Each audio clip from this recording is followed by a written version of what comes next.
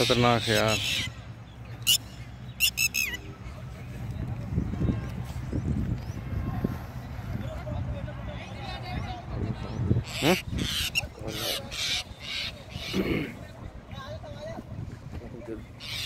रुकते हैं फटने लगती है।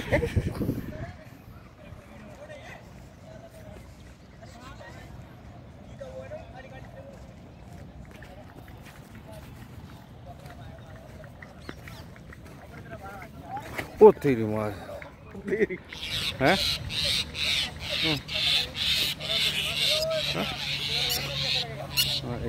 अपना बचाव कर।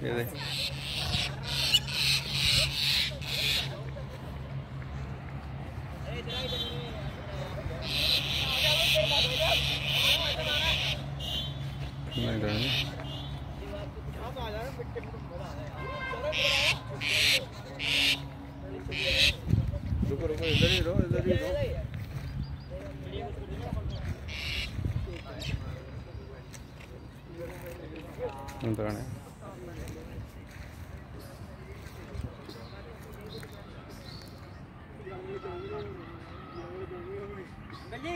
हाँ जी, नहीं यार, कौन कह रहे हैं? अरे ये तो ऐसे ही रहने के लिए, रात को कहीं गए थे जब रुके थे यहाँ पे। वो यहाँ नहीं है तो वो आगे की